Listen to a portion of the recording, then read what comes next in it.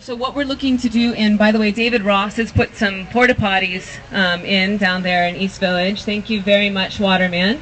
He is providing some of the access to very basic needs on behalf of our city. One man with his retirement check, and so we're looking to support his porta potties in the very short term, but then we're trying to work on a longer sustainable solution, and that would be more permanent facilities. We're looking at the Portland model right now, the Portland Loo, which is a very inexpensive way of doing it with minimal privacy to undercut arguments about crime and safety, etc.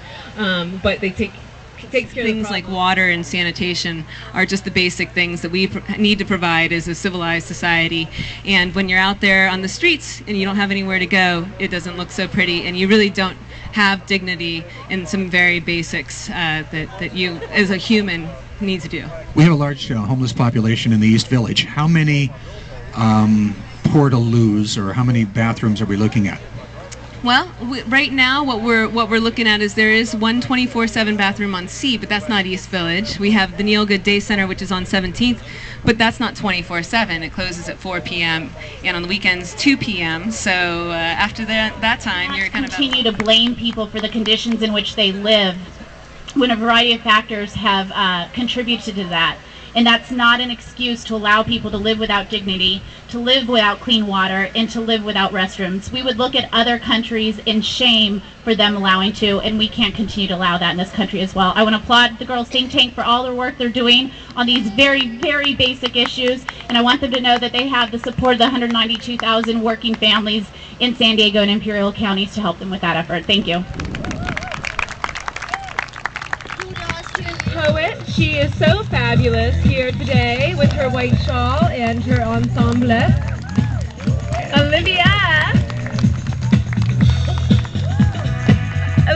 and Pamela have been working very hard with us for the last year to bring basic dignity to San Diego.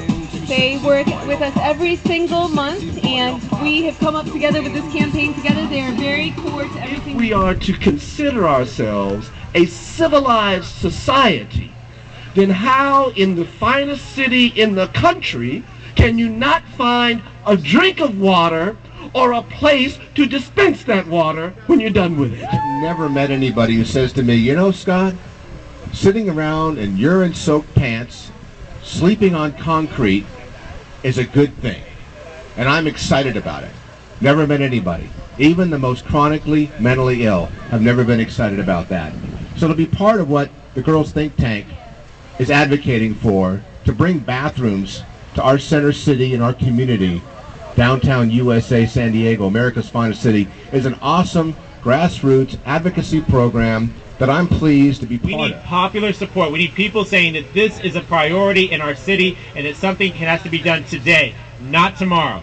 And it's people like the Girls Think Tank that are making that happen, because with this campaign of basic dignity about water and restrooms, that communicates that this is a human issue, that it is not appropriate to have our neighbors living in our canyons, sleeping in our doorways. That's not right, not in America's finest city, and we will not be America's finest city until we do something about it. And I appreciate what the Girls Think Tank is doing. I want to acknowledge David Ross, who every single week shows up at the City Council to remind us that we have unfinished business to do when it comes to the issue of homelessness. David, thank you for your leadership on this issue. This is the San Diego County Grand Jury Report on Homelessness, which has just been released in the last week. This document actually provides another good reason and another good tool to care for the basic needs and dignity of people who are struggling. At a time when we're trying to find ways of making our budget stretch, this is telling us one way where we can pick up well over $12 or $13 million a year. You know how we can do it?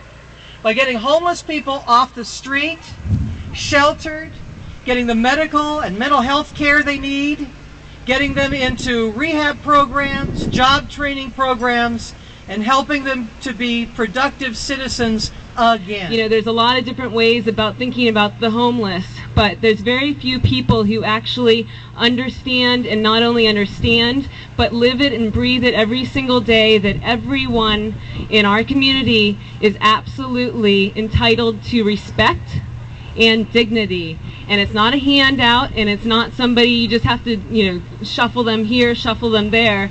It's not a problem, it's not a blight, these are human beings. And David Ross spends 5 to 8 hours, I don't know what his most recent count is. I know he gets home late at night and gets out there in the morning because I hear all about it. But he is out there on the streets talking to people, advocating for people, making sure that they're not harassed, making sure they're not abused, which they are frequently.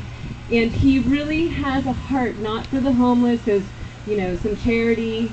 It's for people in our community who are ignored and who are abused. And he is, I am absolutely honored to know him. He is a friend of mine, he's a partner in crime, and he's a hero. You know, a little David Ross for everyone. People that are between situations downtown, it came all the way up here from 16th, 17th, 18th, whatever. I think the thing that I'd like to say about the homeless is I'd like to share my realization that so many people seem to be afraid of homeless people. They won't give them eye contact, they won't speak, they almost think of them, of homeless people as a non-entity. And I challenge people to speak to people and make them feel like people and realize that there's a human being in there that needs the same kind of dignity and respect that all of us need.